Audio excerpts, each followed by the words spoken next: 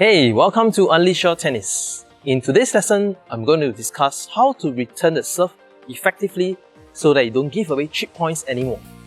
Are you ready? Let's dive into today's lesson.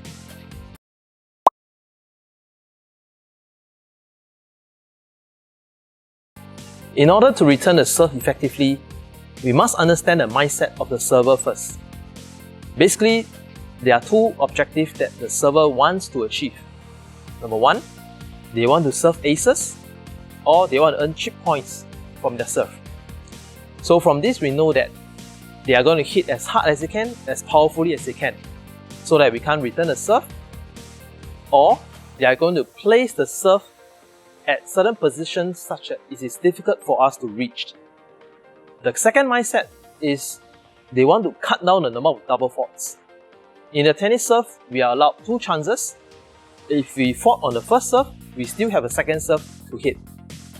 So from here, we know that for the second serve, they might slow down just to bring the ball over, or for the pro players, they'll hit with more spin so that the ball can clear the net and land into the service box. Alright, so I repeat the two mindsets. One, they want to serve chip points. They want to serve aces and earn more chip points. And number two, they want to cut down the number of double faults. So for the second serve, they may slow down or they may increase the spin.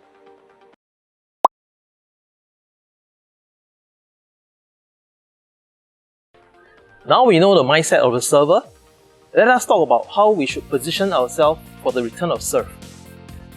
Now, just now I mentioned about the server will want to serve as many aces as possible or earn as many chip points as possible. So they will either hit powerfully or serve at certain positions that will be difficult for us to reach.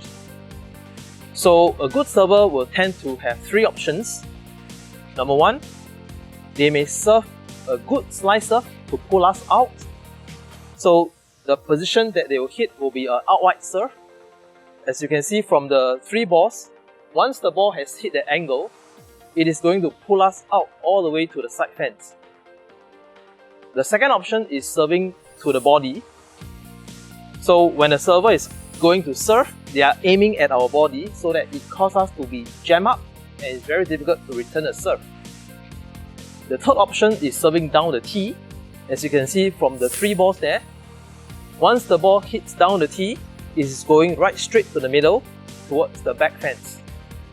Alright, and if you are an inexperienced return of serve player, you will find that you can't guess which direction the server is going to serve. So if we look at the two extreme angles, down the tee and the outright serve, if you divide the extreme angle by 2, a logical position to return the serve is around this area. Alright, if you are standing at this corner, you'll be able to reach the down the tee serve as well as the outright serve. Alright, so in terms of positioning, a logical position will be to stand somewhere here. Alright, so that you can cover down the tee serve and the wide serve.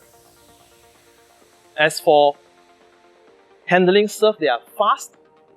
You can position yourself slightly behind, further away from baseline, so that it gives you more time and space to return or serve. At Wimbledon?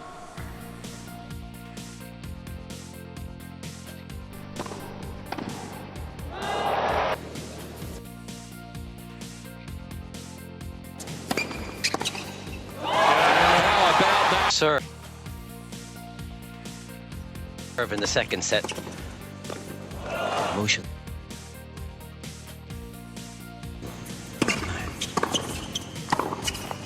Right on the baseline.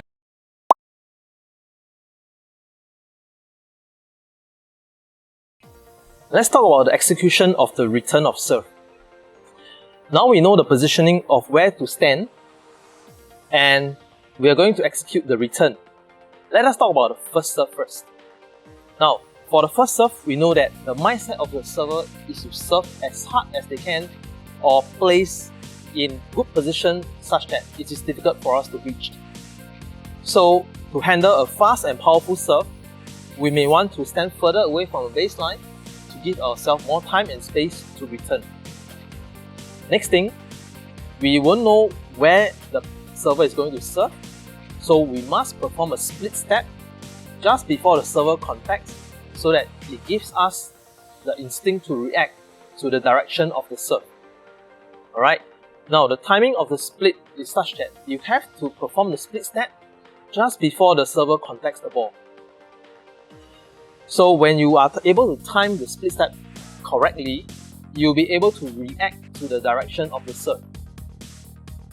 In terms of hitting the ball, if you're handling a powerful serve, you have to cut short the backswing and return the serve to the same direction. It is very difficult to change direction if the ball is coming fast because a slight change in the angle will cause the ball to go out. Alright, so a few keys to take note. Number 1, you may want to position yourself behind the baseline. Number 2, perform a split step and react to the direction of the serve.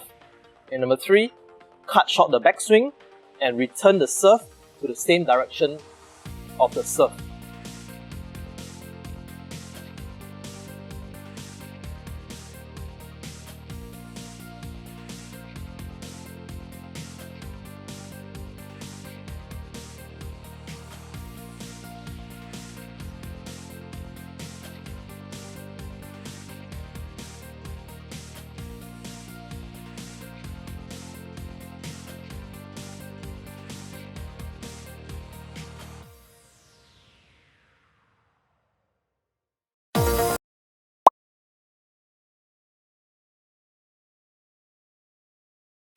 Now let's talk about the return of serve for the second serve.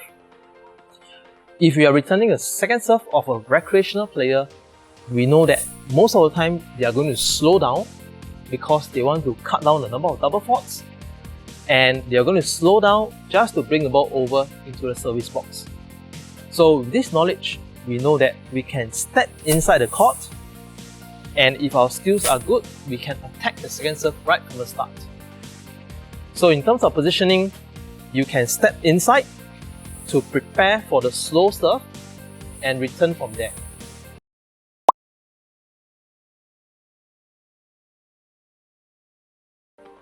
To return a second serve of a professional player, most of the time they are going to hit a kick serve or a slice serve.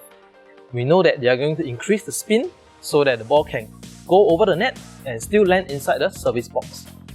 With that knowledge in mind, we may want to step back, alright, but not as far back as returning the first serve. We may want to stand behind the baseline, but after the split step, we may want to take the serve earlier before the kick serve bounce up above our shoulder. So to return the second serve of a professional player, we may want to take the second serve earlier before the ball kicks up above our shoulder, which is difficult to return.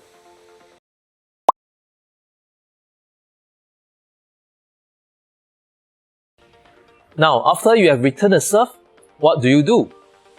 Now, I've seen a common mistake among tennis players is after they return the serve, they remain where they are. Now remember, after you return the serve, the server is going to return the next shot to you, so be sure to return to the center after you return the serve. Alright, so remember to return the serve, alright, return, and remember to come back and prepare for the next shot. So in your practice, remember to practice the return of serve plus one more shot so that you are always ready for the next shot.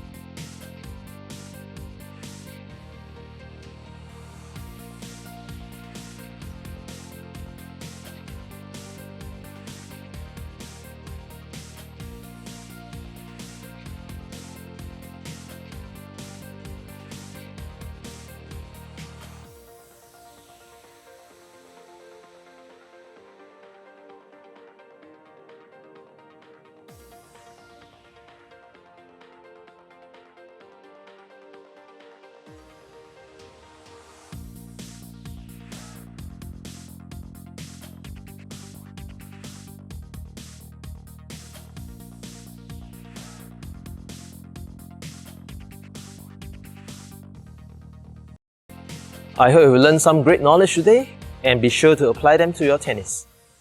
Now remember, knowledge is good and knowledge with action is even better. If you like this video, do give me a thumbs up. Now since you are in my tennis community, I want to introduce this special product called Topspin Pro.